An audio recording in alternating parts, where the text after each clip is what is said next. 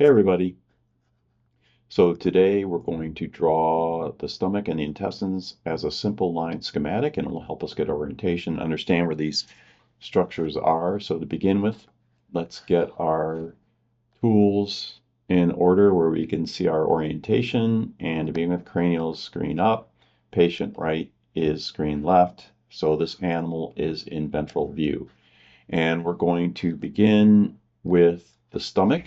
And so we're going to go primarily left. We're going to make kind of this big stomach shape here down to animal right. And this would be the esophageal entry.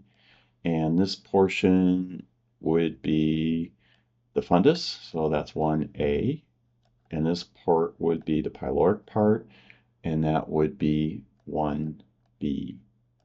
Now for the rest of the intestine, we're going to do this rather simply, and we're going to come down and we're going to do a fish hook. We're going to go around. This R represents the root of the mesentery. We're going to do a fish hook kind of around the R, and then we're going to come the other way, and we're going to make a question mark, just like this.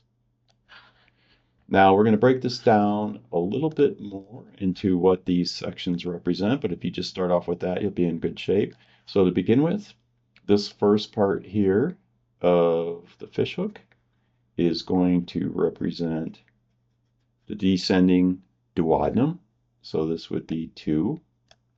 And that heads caudally to the right of the root of the mesentery. And then we'll pick up the next structure, which will be the ascending duodenum. And that is heading cranial to the left of the root of the mesentery. So that would be the ascending duodenum. Next, we'll do the jejunum. So now when we draw in the jejunum, we're just going to do the initial part as a little piece here, and then we'll do the distal part here, and really the jejunum fills up this whole ventral abdomen, and we wouldn't really we draw big squiggles around here, as this is the ventral aspect, but this is how we'll represent the jejunum. So the little piece of blue lines here represent the jejunum. So from the jejunum, we can next go into the ileum. So the ileum would be connected to jejunum. We'll just have a short piece here, and it's headed cranially to the right of the root of the mesentery. So this would represent the ileum. And from here, we're going to next be into the ascending colon. So this would be ascending colon, headed cranially to the right of the root of the mesentery. So this is going to be ascending colon. So that's 6.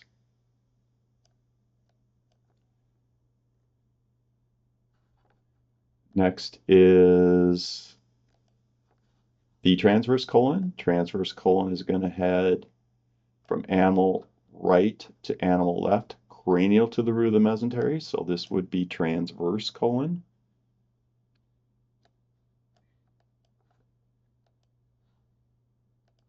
Then we'll continue here,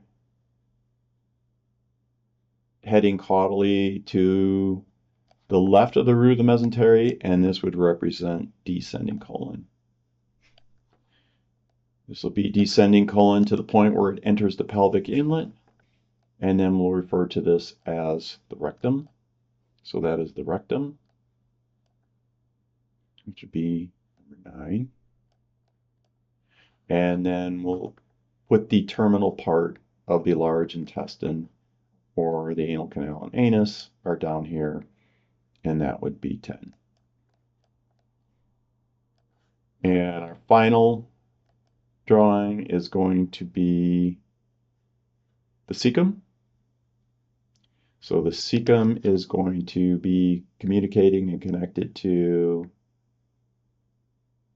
the ascending colon. So this would represent the cecum right here. That's the cecum.